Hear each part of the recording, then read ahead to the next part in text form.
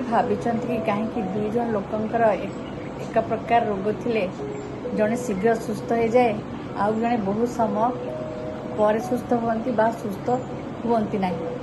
केवल यह कौन केवल औषधर तफात ना कि आउ कि अच्छी आज आम से विषय कथा आमर अवचेतन मन विषय आम शरीर आ मन अलग नुहे आपन जो भय पाती हृदयर धड़कन बढ़ी जाए हाथ ठंडा हो जाए पेटर असुविधा हुए यह केवल चिंता नुहे यह हूँ मन और शरीर संजोग धरतु आपण मन गोटे बरफ पहाड़ परी जो अंश पानी उपरे अच्छी सेटा हूँ आपणकर सचेतन मन किंतु पानी तले जो बड़ अंश लुचि रही सेटा हूँ आपणकर अवचेतन मन सेठारे रही आमर विश्वास आमर अभ्यास आम भावनार ढांचा गवेषणा देखाई केतक परिस्थिति जड़े व्यक्ति विश्वास करती जे से चिकित्सा पाँच कि औषध दि जाए कि शरीर में वास्तव परिवर्तन होता है यह प्लासिबो इफेक्ट कहुए यार अर्थ नुहे जे औषधर आवश्यकता ना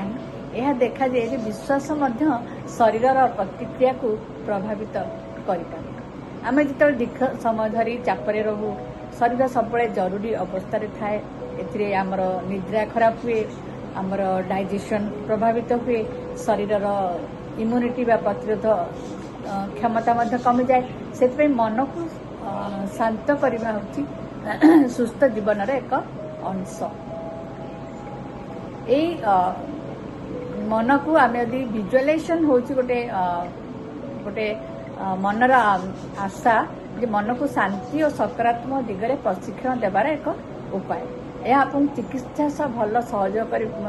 मनोबल आमको दे से आम कौन करवा ना जदि प्रतिदिन 10 मिनिट गभीर श्वास नवा शरीर को आराम दबा ग्राटिट्यूड लेखिबा सकारात्मक आफर्मेशंस करवा एवं नियमित डाक्तर परामर्श और चिकित्सा पालन करवा मन रखु आमर मन आम शरीर शत्रु हो पारे पुणी सहयोगी हो से प्रतिदिन निज मन में भय नुहे भरोसार बीज बुणंतु चाप नुहे शरीर में शांतिर अभ्यास करंतु एवं मन रखु सुस्थता केवल शरीर यात्रा नुहे या मन शरीर एवं जीवनशैलीर यात्रा आशा करुँची आपण मानक इनफर्मेशन भल लगी जदि भल लगी जदि होलिस्टिक हिलिंग चैनल को आपण माने सब्सक्राइब करना ताले सब्सक्राइब करंतु लाइक एवं शेयर मध्य करंतु एवं कमेंट रे लिखंतु आपण को विषय रे जानिया पई इच्छुक अछंती धन्यवाद नमस्कार।